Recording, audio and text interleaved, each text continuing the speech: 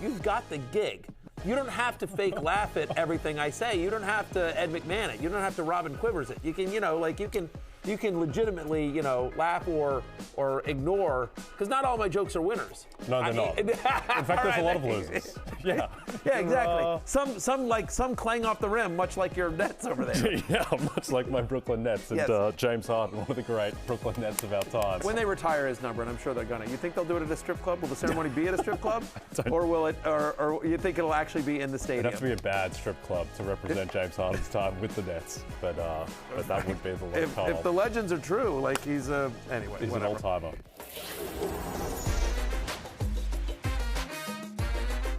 Fantasy Football Happy Hour with Matthew Berry, served by Applebee's. Happy Friday and welcome to the Fantasy Football Happy Hour. I'm Connor Rogers alongside Matthew Berry and Roto-World's Pat Kerrane joining us for the full show today. Yes, what we like to do with Pat is it's a little bit of Where's Waldo. He's behind the bar, he's here, he's there, he's everywhere. We were lucky enough to get Pat here for the entire show. So welcome, Pat. Good to have you, brother. Yeah. Very good to have you. Is it because Jay didn't like all your jokes? It does seem suspicious. We shipped Jay off back to Australia, so we'll see. We'll see if Jay gets here back.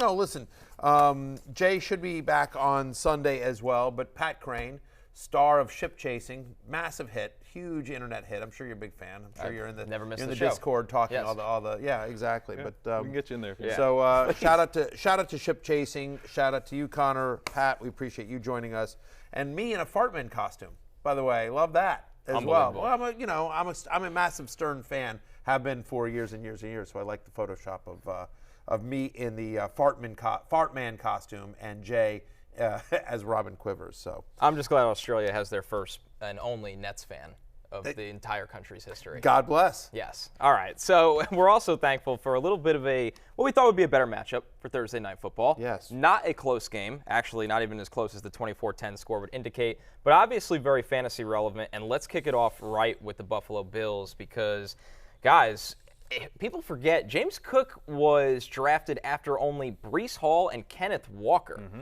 He was drafted before guys like Dameon Pierce. There were expectations for James Cook before this guys year. Like Brian Robinson.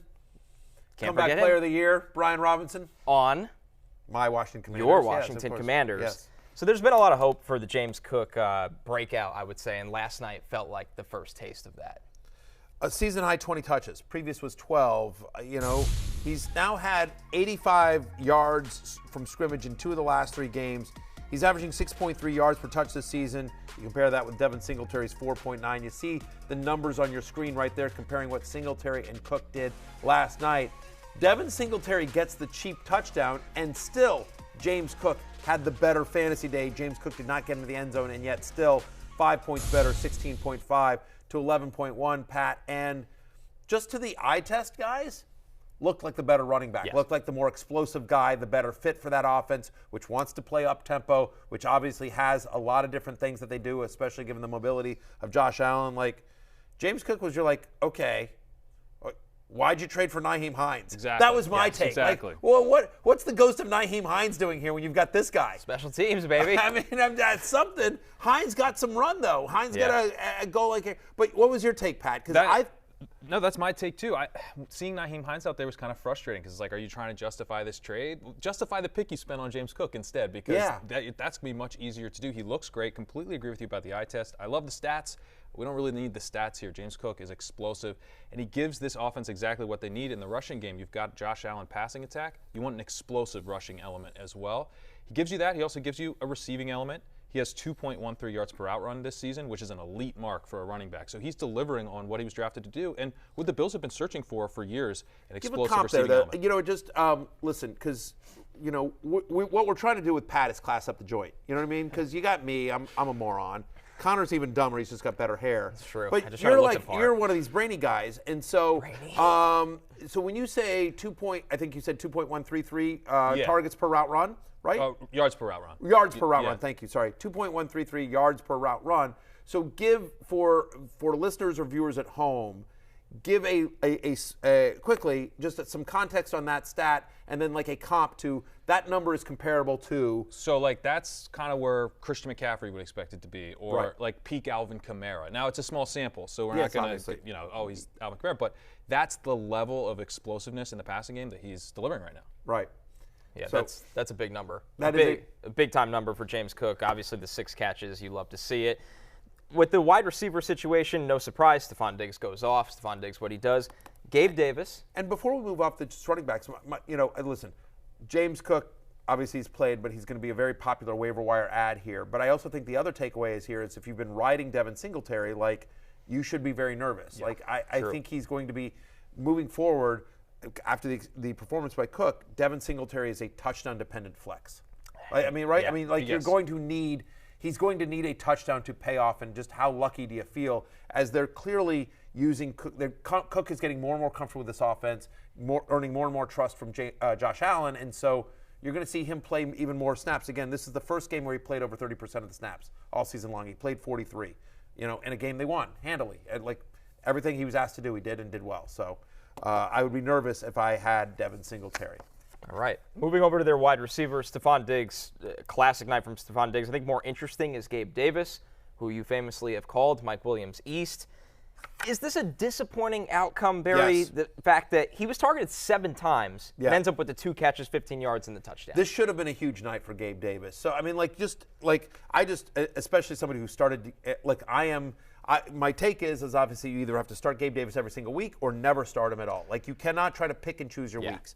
And so I'm in the, always hit on 16. I'm starting Gabe Davis every single week. And this should have been a huge, like the pass down the sideline that just, whatever, Gabe Davis lost in the lights or Yeah. whatever, Yeah, that easily could have been a touchdown, right? There was the one where he was open and they literally pass interfered with him, just like because they wanted to say, which is a smart play by the Patriots, but they pass interfered him. He had a chance at a second touchdown on basically the exact same play that Stephon Diggs scored a touchdown on the first drive, or the first touchdown that they scored, where he was just doing the out route on the rookie corner that the Patriots have, and so.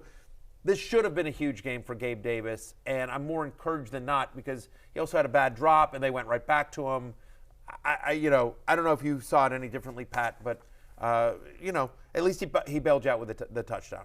No, I completely agree. I guess the one thing I'm a little nervous about the Bills is that they're starting to use more of these like power formations and go a little bit more balanced. So, the volume for the passing game might not be as voluminous as we've come to expect, over the beginning of the season last year, which makes me a little more nervous about Gabe Davis going forward. But the drop touchdown, the slightly overthrown touchdown, that one was brutal, as the one he lost in the lights was as well. Yeah, but you know what? And by the way, but hang on though for 1 second though, because I think that's a really interesting point. But I also would argue that I wonder how much of that was game plan specific. That especially in a short week, because that was the thing. Like, we're going to talk about the Patriots offense and how disappointing they were. But the truth of the matter is the Patriots didn't get a chance to be on offense because their defense couldn't get a stop. I mean, the Bills just had these long drives, which we're not used to seeing because it's such an explosive offense. And I wonder if they just sort of said to themselves, like, you know what?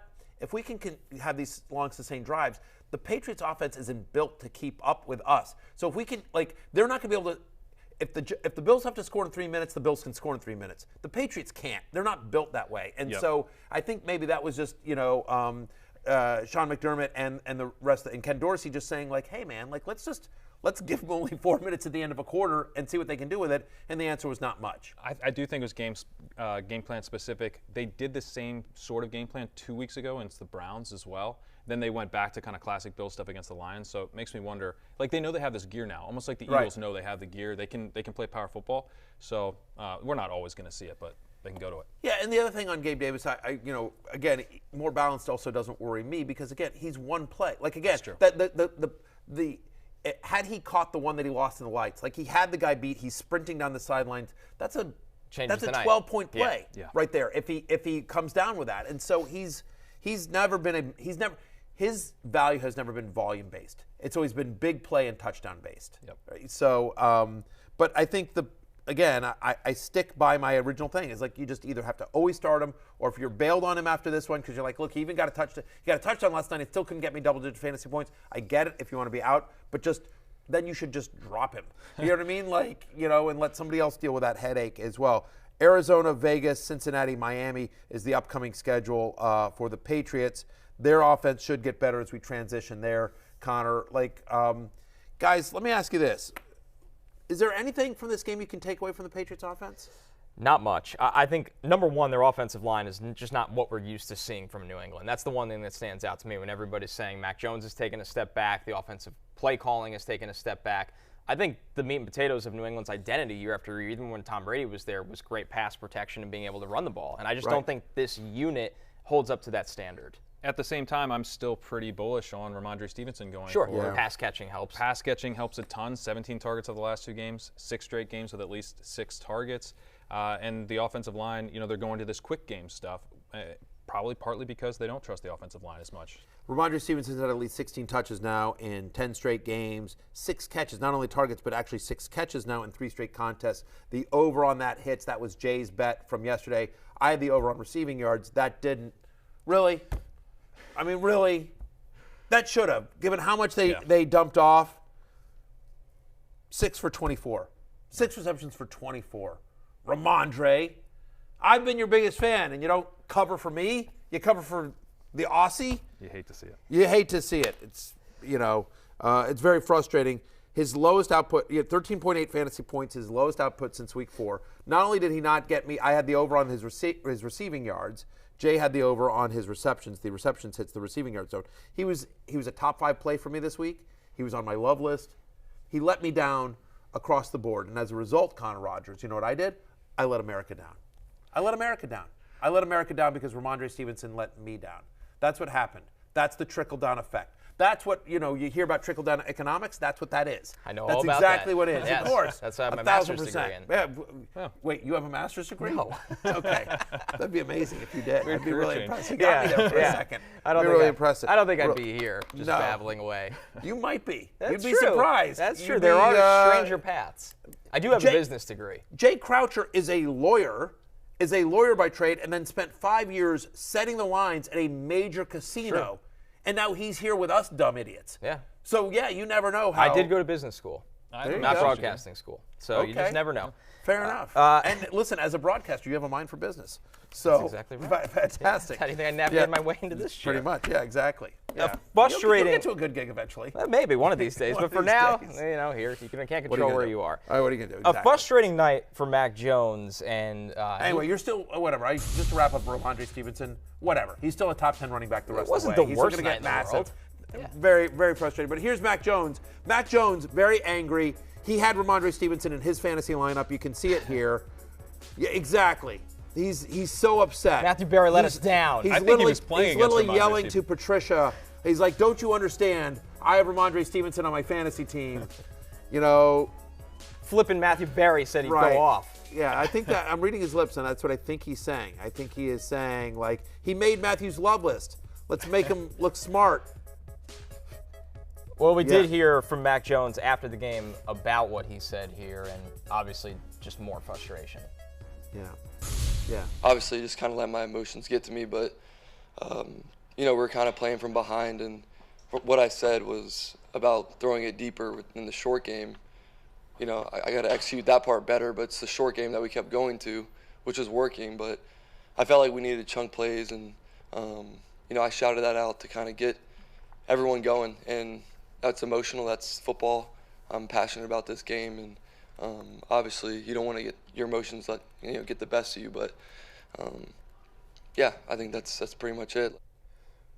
Not much working in this one for New England's pass game. Obviously, their biggest play was to a player that doesn't even play on offense full time. And Jacoby Myers comes out of this game, 5 targets, 3 catches, 22 yards. Pat, are we just out on the Patriots wide receivers being fantasy relevant going forward? I think so. I mean, Jacoby Myers was really the only guy.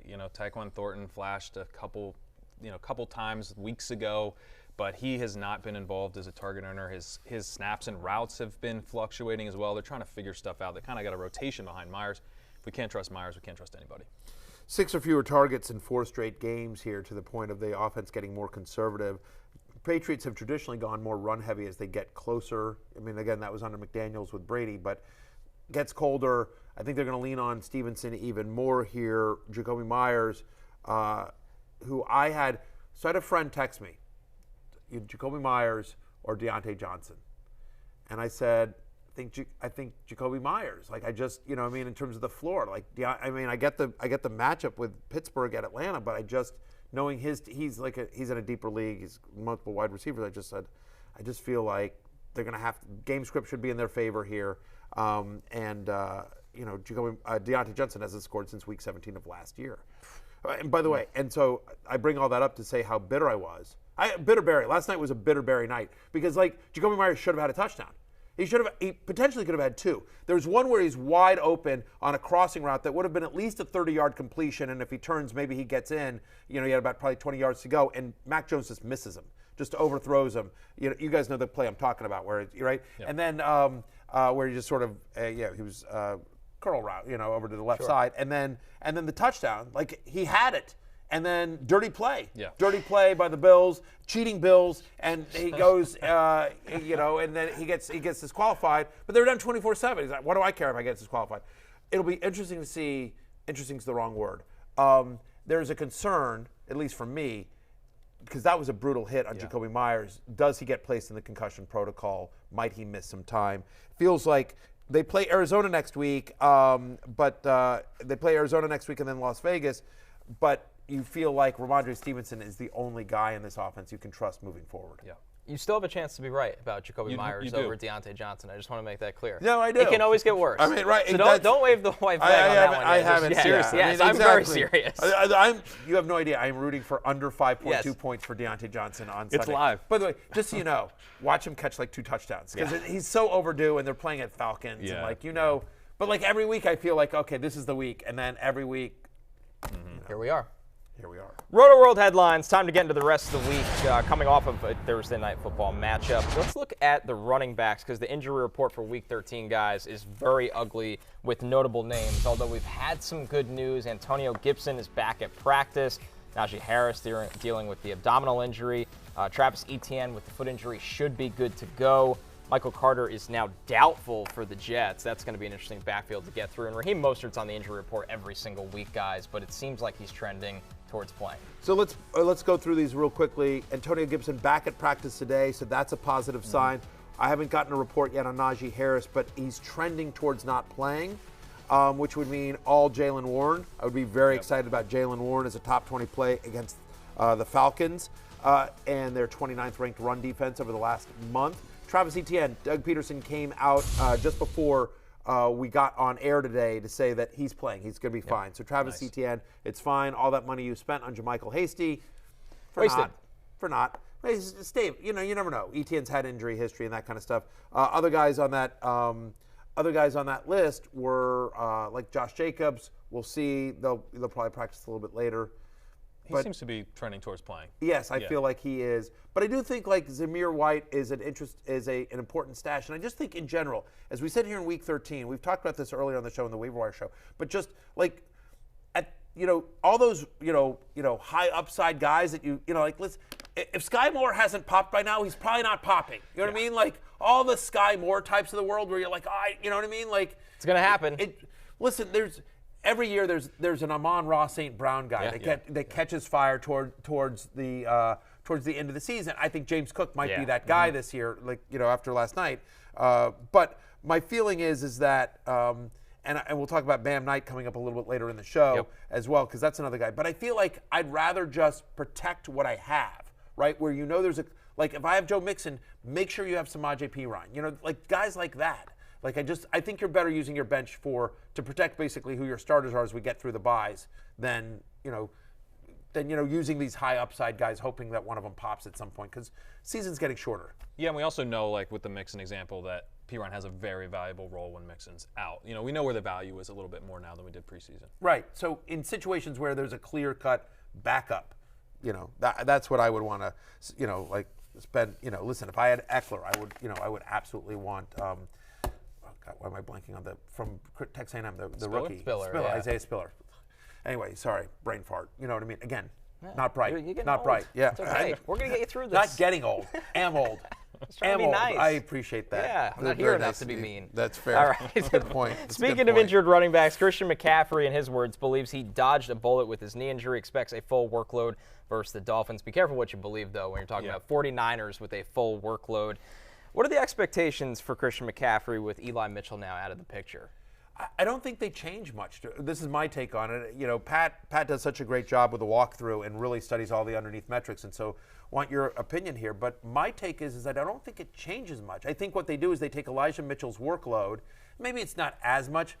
Maybe Christian McCaffrey gets 3 more touches a game or something like that. But I don't think suddenly they make him a bell cow. They've been very specific about how they want to use him and leverage him. So I think maybe Deebo Samuel gets a couple of carries more. That, you know, he went away from that once McCaffrey came over, but maybe Deebo is back in the backfield. You'll see some Jordan Mason. Sure. I think maybe they pass a little bit more. But I think it's sort of by a, you know, those touches get divided up by committee. I don't know that there's any one person, for our purposes, that you feel comfortable starting in the Niners backfield that isn't Christian McCaffrey. Having said that, given his injury history, given Mitchell, and the explosiveness of that offense, I don't mind taking a stab at, if you want a Jordan Mason, if you want a Tevin Coleman. Tevin Campbell is, you know, round and round, Prince protege.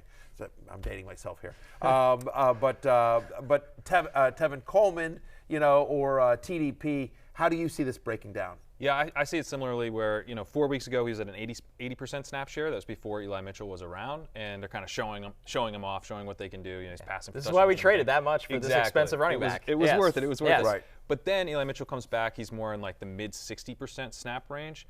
This is a team with Super Bowl ambitions. I don't see why they would go back to him at 80% while he's also dealing with a knee injury. I mean, he says he dodged a bullet and he's going to be fine and everything, but just kind of responsible to keep him in a lead back role, but not a total workhorse role. Right. For our purposes, you're obviously starting Christian McCaffrey wherever you have him, but if you're in DraftKings, you know, or FanDuel or any kind of daily fantasy platform, maybe you look elsewhere. He's the most guy, right? He's the most expensive running back. I don't think I'm paying up from this week, even in a matchup against Miami. He doesn't jump out, and there's a lot of running backs in really, really great spots this week. Right. It'll be fascinating to see what Jordan Mason does if he gets any more of a workload. Jimmy Garoppolo did have this to say about Jordan Mason. He makes it tough on defenses, and I think those are body blows that wear on you in the fourth quarter. So it'll be interesting to see a full game with him. Really interesting quote that sort of hints at a bigger workload for Jordan Mason. On the other hand, it's not Jimmy Garoppolo's choice. No. Right. You know what I mean? By the way, he ain't Josh Allen, he ain't Patrick Mahomes, and by that I mean he's not Aaron Rodgers. By that I mean Jimmy Garoppolo isn't dictating, listen, Kyle, you know who I want out there is I want that guy. When Aaron Rodgers says I want Aaron Jones, they're doing it, right? You know, Jimmy Garoppolo's like, listen, Jimmy, we're going to put out whoever we want. And so I do think, listen, like I said, find somebody that looks at you the way that Kyle Shanahan looks at Tevin Coleman. I do think you'll see. He reemerges all the time. It is. It is the Undertaker gift. He's back. He's back. And so, anyway, I don't mind taking a stab, and Mason might have more upside than these guys, but I do, I take it a little bit with a grain of salt. And maybe I'm wrong. Maybe their contingency holds, I think, right? Yes. Yeah. One more notable backfield that's been dealing with some volatility as well. Jerick McKinnon did not practice on Thursday, dealing with a hamstring injury. Pat Kerrane, I know you are a big Ronald Jones stan, and I've actually heard some rumors that Pat Kerrane has written and performed a Rojo song that we have for you. Oh, my God. All right, Pat must grab his guitar and play an original song and sing about why Rojo is such a great RB. A little ode to Ronald Jones. Rojo, we know you're getting cut, but don't let that shut the door. You still got that rushing floor. Haters, they're gonna hate, but we'll never forget when you went for 98 yards to the house against Carolina in week 10.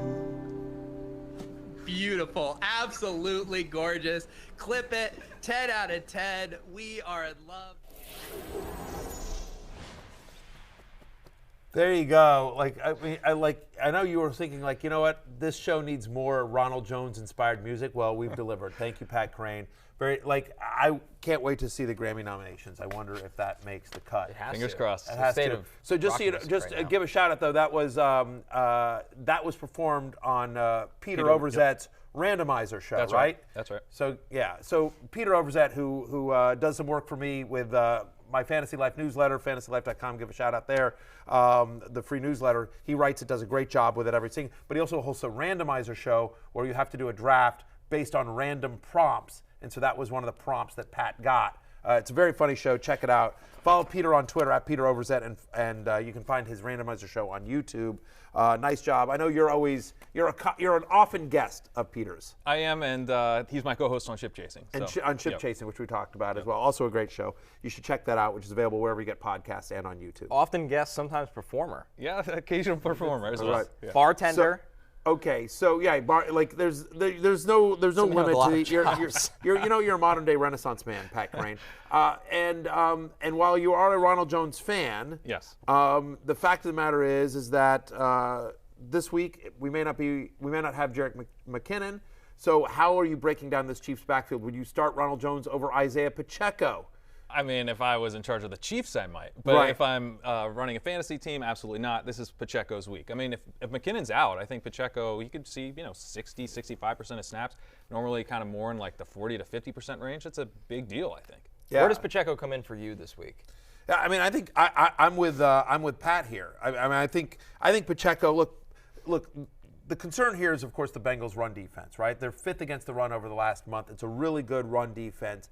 And the other thing here is that we do expect a lot of points to be scored. And so are they going to be having passing? The problem with Pacheco is just no passing game involvement. So that's why could we see some Rojo in this game? Because obviously CEH is on the shelf and McKinnon is looking like he's out. Do we think Melvin Gordon is activated off the practice squad this weekend? Do we see some Melvin Gordon? I will tell you that Pacheco, is like a borderline top 20 play for me. Again, like it's a tough matchup, massive workload, but tough matchup and no passing game usage. So he really needs a score to pay off. But I think he probably gets it in a game that we think is going to be the highest scoring game of, at least according to Vegas, of Week 13. And we will dive deeper into that game later, so stick around. But before we go, if you thought the Ronald Jones song was good. Yeah. We have a Pacheco ballad really? for the people. Yes, we do. And we are getting it live here on the Happy Hour. We're officially a bar now, a coffee house bar. I was just going to say we are. I was going to say we're a coffee house bar. Like, can we get him a tip jar? Like, or something like that? We need a tip jar. We need a tip jar, and then we need a little sign that has his Venmo, so that people can do that exactly as, because it's a coffee house. All right, so this is an original composition, It's an original composition, and like I said, this is Pacheco's week, so we got to give Pacheco his due. All right, let's go. Pacheco, you beat our Rojo, because Andy Reid's crew, they really trust you. And there's some fantasy teams, they're in trouble, they're on the bubble, they need to make the playoffs. So how about you pay off and score 2 touchdowns? Score 2 touchdowns against the Bengals, score 2 touchdowns. Let's go, Isiah Pacheco, score 2 touchdowns. Score 2 touchdowns against the Bengals, score 2 touchdowns. Let's go, Isiah Pacheco. Incredible. Wow, that was amazing. Someone get me a lighter. Someone get me a lighter. Encore. Now, what were you going for with the timing of the clapping there?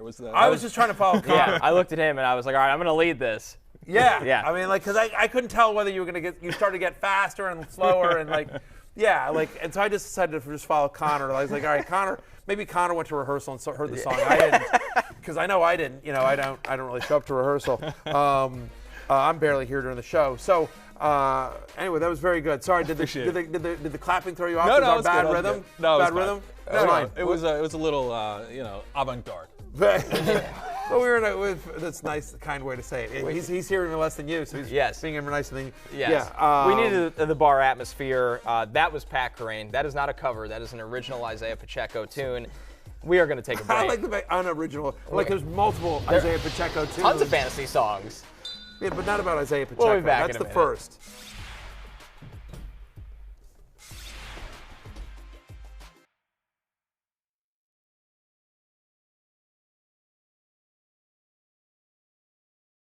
The first day that I met Coach Reed was at the facility. We had like the meetings, like the top 30 visits, and so that was the first time I really met him. I'm going to just give you all the inside scoop. Matt Nagy, who was our quarterback coach now, was the offensive coordinator then. He really liked me, so he gave me the plays they were going to go over the night before. So Coach Reed's finding out here live on New Heights podcast. Oh my God! And so Matt, Nagy, He gave you answers to the test. Let's go. And so, so of course I crushed the meeting. I stayed up all night studying those plays, and so. Man, this kid is locked in. We got ourselves a winner here. That was Patrick Mahomes getting the answers to the test the night before. By the way, that's the greatest coaching Matt Nagy's done in his career. It's the greatest football movie he's ever made. That's the great 1,000%. Patrick Mahomes just actually rose the stock of Matt Nagy when he needed it the most. 100% when he needed Very the nice most. thing to do. Very nice thing to do. Yeah, gave him some love, and that's from the Kelsey brothers' new podcast. We should give credit there for people that are just listening. So that was Patrick Mahomes on the Kelsey brothers' new podcast, and that's the best thing Matt Nagy's ever done. And who else? You're always a draft Nick. I forget. So Mahomes, I think, was 10th overall that year. They traded up. They traded up to get him. But who were the quarterbacks that were taken ahead of him? Trubisky, that's right. That's the big one. They traded up for. Yep. They also traded up. Watson was that year. Trubisky was the only one to go in the top 5. But Watson went 12th. Yes. Yeah. Watson went 12th, but Mahomes. But in terms of who went ahead of him, Trubisky, they traded up to get him at 2 or 3. They moved from 3 to 2 because Myles Garrett was the number 1 overall. Myles Garrett was the number 1 overall. So yeah, they took Trubisky when Mahomes was sitting there. Yep. But I would argue, I have this argument, and then we can move on. As brilliant as Mahomes is, and he is brilliant, and everyone knew coming out of college he had a cannon of an arm, but he wasn't like amazing at Texas Tech when his coach was Cliff Kingsbury. Patrick Mahomes does not become Patrick Mahomes if Andy Reid's not his coach. Absolutely. Is my take. And he got to sit the year. They were one of the rare teams that was willing to sit a quarterback in an era where teams don't sit there. They traded up into the top 10 and he got to learn from Alex Smith, who's a classy guy, Perfect and not a sorry, Rook, I don't care. Good luck out there. Yeah. I mean, Alex Smith is a good dude, and so and obviously then Mahomes has made the most of that amazing opportunity. But I think that when you think about what Andy Reid's done with quarterbacks over the years, he made A.J. Feely relevant. Jeff Garcia, look at Donovan McNabb on any other team other than Philadelphia. Exactly. Right? I mean, just whatever. Kevin Cobb. Remember Kevin Cobb? We could just go through obscure Eagles quarterbacks over the years. Worked out well for both sides. Yes. Patrick Mahomes linking up with Andy Reid thanks to Matt Nagy. Learn something new every day. All right, it is time for Fantasy Rich, Fantasy Poor, and who better to kick it off with than Patrick Mahomes' Chiefs, who are favored by 2 points, traveling to a tough Cincinnati Bengals team. The highest total for the week, Pat Kerrane, over-under is set at 53. Why, though, is this a fantasy-rich environment? Well, Matthew, you just set it up. I mean, this is an offense that's built to maximize Patrick Mahomes. They're not afraid to, just lean into the passing game and go really pass-heavy. They understand that Mahomes is going to be the engine of their offense, and that's the way they've built their offense. Tua Tagovailoa leads the NFL in EPA per play, which is, an efficiency metric. But Patrick Mahomes leads the NFL in EPA per game because he's able to drop back more often. And that's a skill, to be able to drop back that often and still be highly efficient. And the Chiefs lead the NFL with a 13% pass rate over expected. So although some teams have shifted to the run against the Bengals, I don't expect the Chiefs to do that. I think they're going to play this through Patrick Mahomes. They're going to play this like a shootout. They're going to know that Joe Burrow is going to be throwing on the other side, and Joe Burrow will be throwing on the other side. They've been extremely pass-heavy over their last 6 games with a 12% pass rate over expected, right behind where the Chiefs are. They're also prioritizing the pass on first down, which helps out Joe Burrow, keeps the offense very efficient. And then, of course, they have reinforcements coming with Jamar Chase and Joe Mixon. I think both guys, obviously, they're going to help the offense overall, but they're going to help the offense specifically in the quick game. Jamar Chase is used on wide receiver screens at a much higher rate than the other wide receivers, which could help against the Chiefs' pass rush that's pretty good. And then Joe Mixon's been used frequently as an outlet, which I also think will help against this Chiefs defense. So it's sort of interesting here. Just while you were talking, so got an alert from the Fantasy Life app, which is great, must have. And this is a tweet from Jeff Hobson, who covers Cincinnati, does a really good job. And Zach, meaning Zach Taylor, head coach of the Bengals, Zach says Mixon still in protocol and decision pending. If he's cleared, he should be good to go. He has worked in limited fashion. So we expect Joe Mixon back, but it doesn't sound like it's 100% definitely going to be back. He did also say, by the way, that, Zach Taylor says Jamar Chase has indicated that he feels comfortable to play against the Chiefs.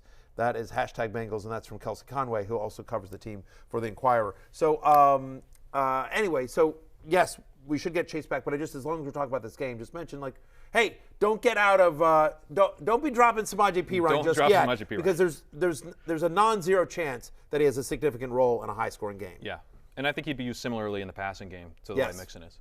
Yeah. Getting away from some of the stars in this game, the flex players, Pat, when you look at the Bengals side of things with Tyler Boyd, who's had some huge weeks here and there, but Chase is back. Hayden Hurst, who's had a nice year at tight end, taking over from C.J. Uzomah, who was there last year. Do these guys get a bump at all?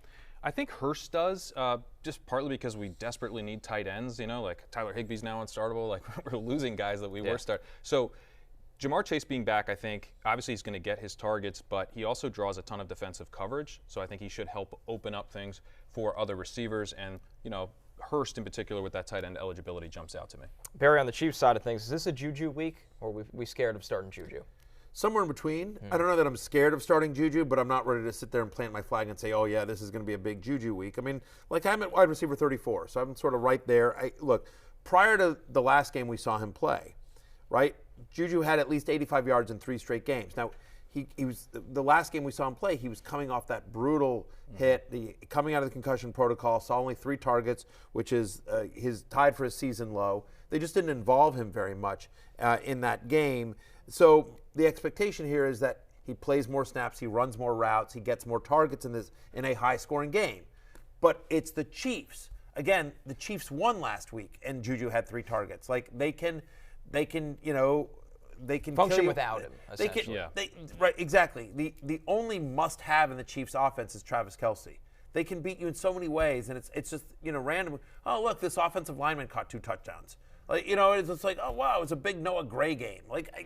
So I'm somewhere in between. I think he is a risk-reward wide receiver 3 in this matchup, and for me, by the way, I am probably on the more reward side. When you're in those kind of flexy sort of decisions, give me the guy that's got Patrick Mahomes throwing to him in as a fantasy-rich matchup, as Pat calls it. Yeah, I'm on the reward side too. It's definitely risky because he didn't run all the routes last week, but I'm kind of assuming that's related to the concussion and him coming back from the concussion.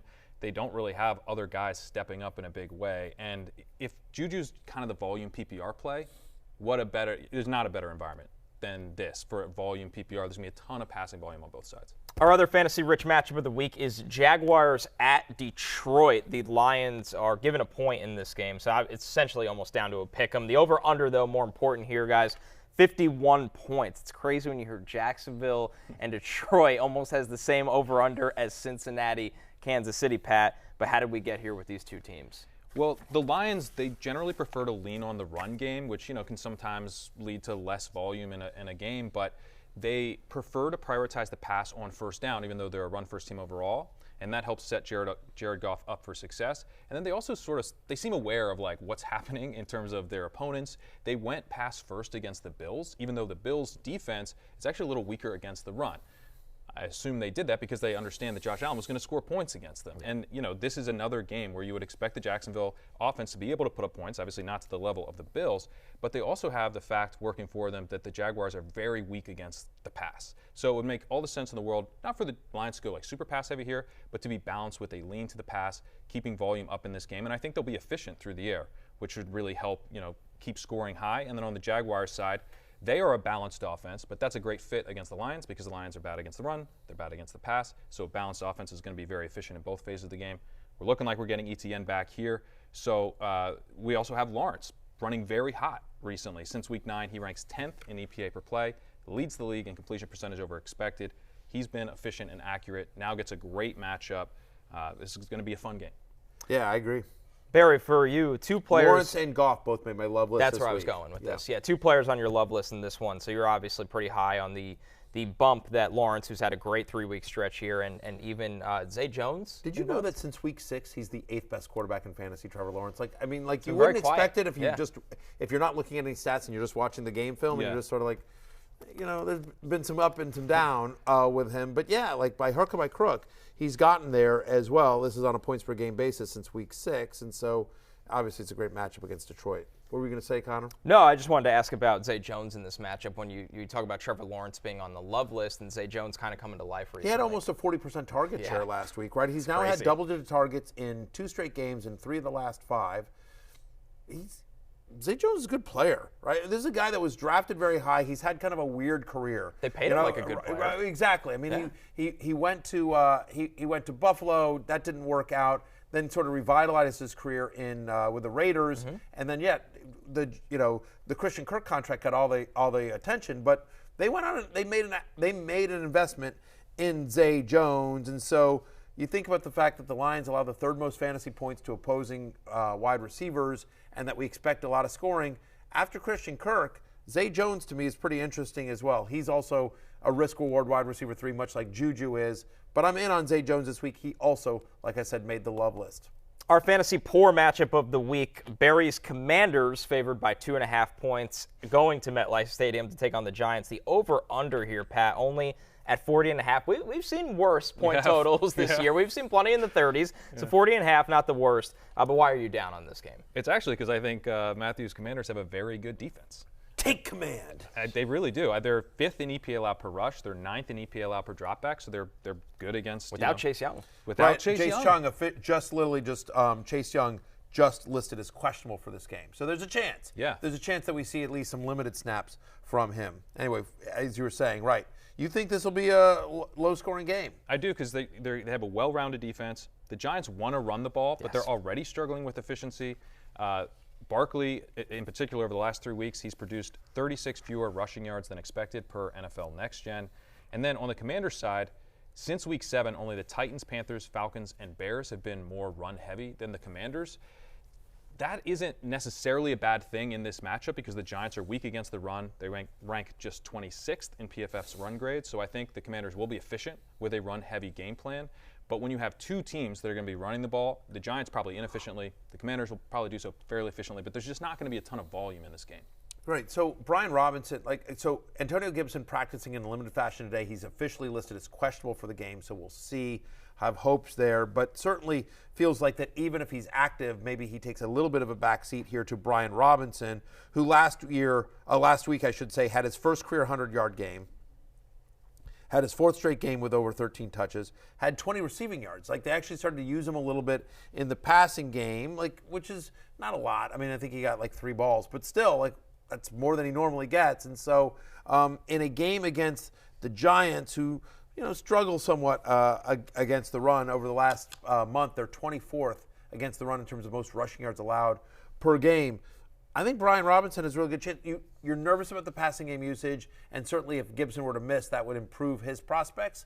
But I still think Robinson is a must-start against the Giants, given the volume, even if he's not the most efficient guy.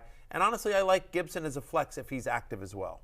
I'm more excited about Brian Robinson than Terry McLaurin here, just because I think it fits the game script a little bit better. This does feel like an NFC East, December, grind-it-out kind of game between these two. As long as we're talking this game, though, I think this is interesting. To your point about the how good the Commanders' defense is, this is a tweet from Ryan Dunleavy, who covers the team for, I believe, the New York Post. Does a good job. And so this is what he tweeted. Darius Slayton isn't going to practice. Still ill. He's virtually irreplaceable on this roster without major adjustments. Daboll still hopeful he can play on Sunday. Again, that is Ryan Dunleavy, who's an NFL reporter for the New York Post. And so that sort of becomes interesting. And I'm assuming, I just read the tweet verbatim, but I'm assuming that's what he's inferring, or that's what Daboll basically said, that they would need, if they don't have Darius Slayton, they're going to do major adjustments to this offense. Not an offense that has a lot of other places to go. Might be 1940s football for the New York Giants. They are running out of wide receivers. Can Saquon play the Wildcat? 33 carries on deck for Saquon Barkley. All right, workhorse. So, Anyway, we're going to take a – yep, go ahead. All I was going to say is that if Gibson were to miss, I don't think there's a one-for-one replacement either there. You see some Curtis Samuels, some Jonathan Williams, et cetera. You'd just be really excited about Brian Robinson. We're taking a break, but when we're back, what's on tap as we look into some of the top matchups for Week 13, including Justin Jefferson and Sauce Gardner. What's on tap? Because we're in a bar.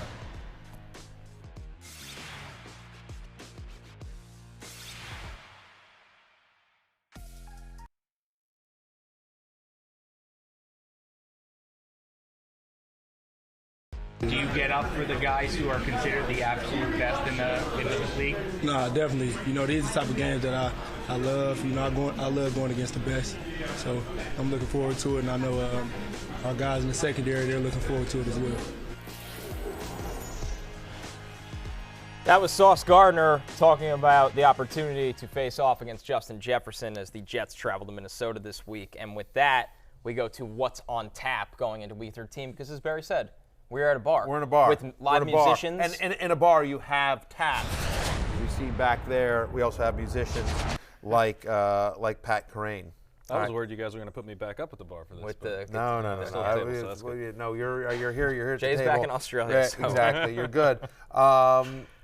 Look, I don't think there's a lot of fantasy analysis to do here in terms of Justin Jefferson versus Sauce Gardner. You're playing Justin Jefferson. Right? You're playing Justin Jefferson. The Jets don't travel their corners anyway. That's the other thing. No. Exactly. Yeah, they play sides. They play He's going to see more DJ Reed than Sauce Gardner. Right. And by the way, Reed's had a nice season really too. Good player. But Justin Jefferson is Justin Jefferson. No concerns here. I think it's really fun to this will be fun to see. This is going to be a fun game. Yeah, and you can't take away Justin Jefferson anyway. Bill Belichick tried, and he had a double coverage rate of nearly 50%, which is crazy high.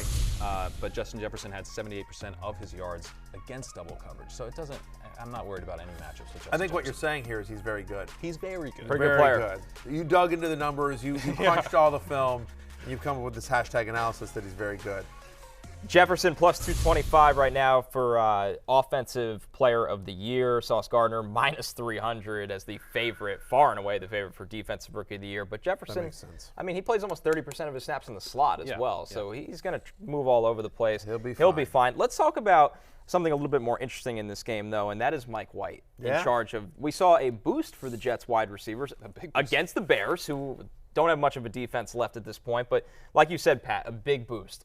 Garrett Wilson back in play for Offensive Rookie of the Year, at least in the top three. I think more interesting, Elijah Moore comes back to life a little bit. He catches the touchdown, has the other big catch. What can Mike White do to elevate this Jets pass game against a Minnesota secondary that has not been great this year? Yeah, it's not been great. It's still a lot better than the Bears. Exactly. Everyone is. Yeah, but from fantasy perspective, we just want him to support Garrett Wilson.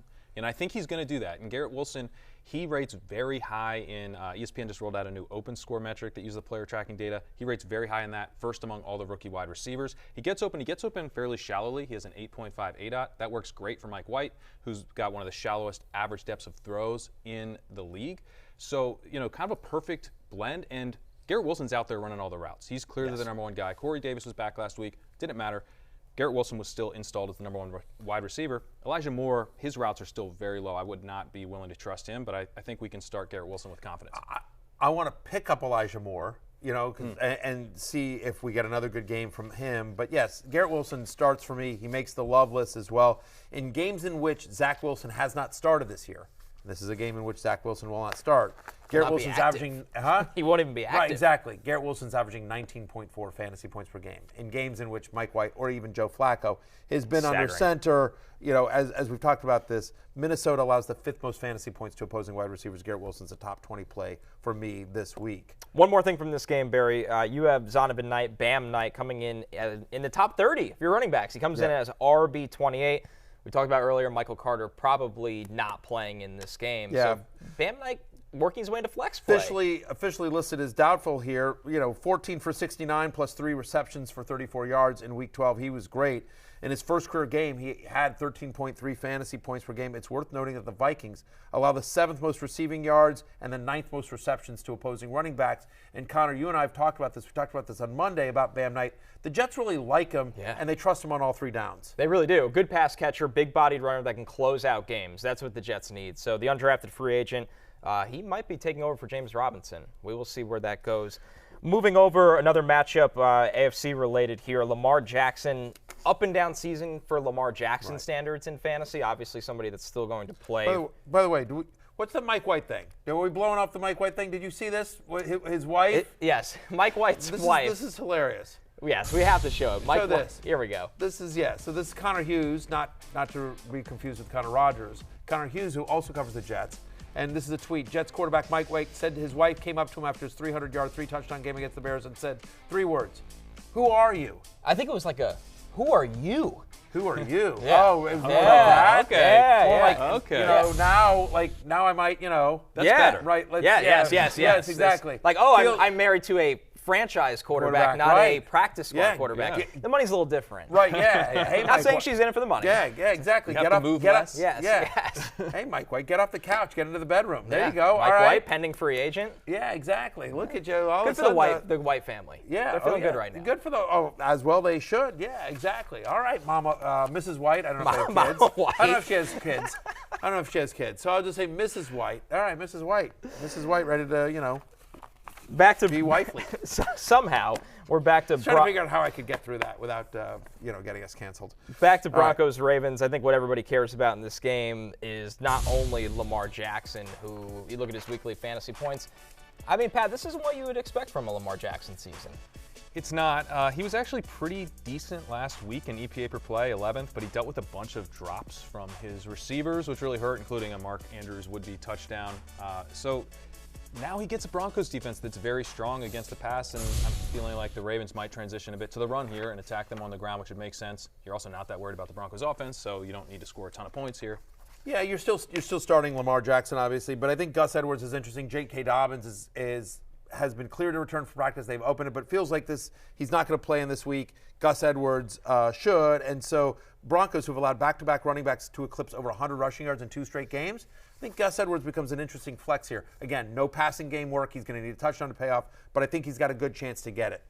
Last one over here, going to the Eagles, who take on the Titans this week. Miles Sanders comes in as RB22 for you. Do you think Philadelphia will be able to get that great run game going against a tough Tennessee team? I don't think so. Sanders is on my hate list. I mean, he's outside my top, even after last week where he was awesome. He's on my hate list, outside my top 20. No running back has eclipsed 60 yards against the Titans since week 3.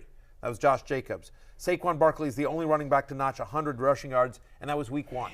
And so Sanders, who has competition in the backfield from Kenneth Gainwell, from Jalen Hurts, my expectation here is that the way to attack Tennessee is through the air.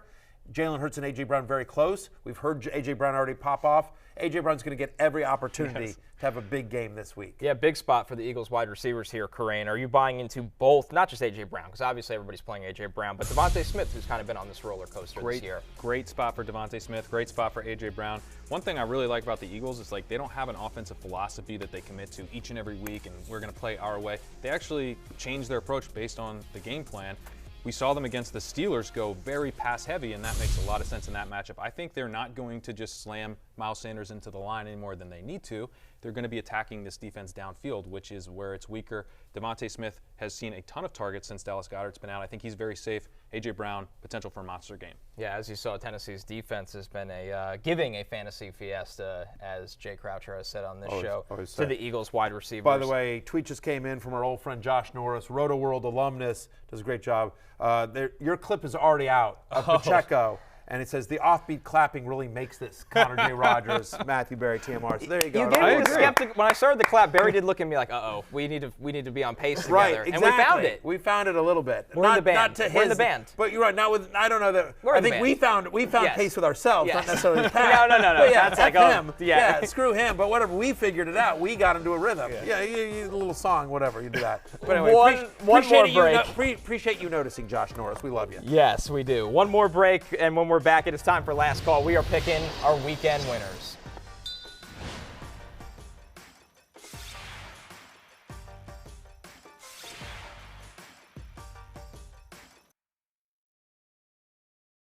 Be sure to check out our new Sunday show, Fantasy Football Pregame at 11 a.m. live on Peacock. It's a one-stop shop for your NFL fantasy and betting needs. Get your sit-start questions answered using the hashtag FFPregame. Fellas, it's time for Last Call. Yeah. We are looking for our weekend winners, as we always do on Flex Fridays. Pat, who do you like this weekend? A.J. Brown, he's got the revenge game narrative. It also just the game sets up so well for downfield passing, over the middle passing, which he excels in.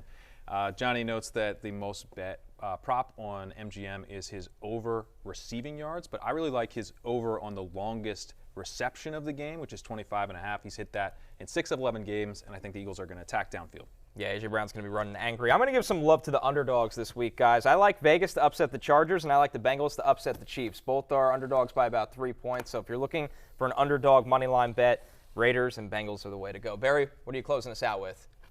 My kid, my 18-year-old, he's part of the Cheshire Rams, the number 8 team in the state. They play the number 4 team in the state, New Canaan. They upset number 1 St. Joe's last week. I wrote about it in my Love-Hate column as well. They play New Canaan on Sunday. My weekend winners are the Cheshire Rams. Let's Rams football. Let's go, Rams. Let's beat New Canaan. New Canaan's a tough team. But I think Cheshire is up to it. No one gave them a chance against St. Joe's, and they beat St. Joe's. So let's go Cheshire Rams. They're the weekend winners. And you know who's a real weekend winner is me, because I'm going to get to watch my kid play in a high school playoff game. Look, it's closing time, guys, so you don't have to go home, but you can't stay here. So for Pat Kerrane, Isiah Pacheco's song, Connor Rogers, I'm Matthew Berry. Thank you so much for watching. Good luck in Week 13. We'll see you Sunday morning. Peace out. Hey, it's Matthew Berry from NBC Sports and RotoWorld.com. Just want to thank you so much for watching what you just watched, or at least being too lazy to click out of it after the autoplay just kept it going. So either way, thank you so much for just letting it scroll by your screen. And now I'd like to ask you respectfully, please subscribe to the NFL on NBC YouTube channel for the latest NFL news, fantasy headlines from RotoWorld, and betting analysis from NBC Sports Edge.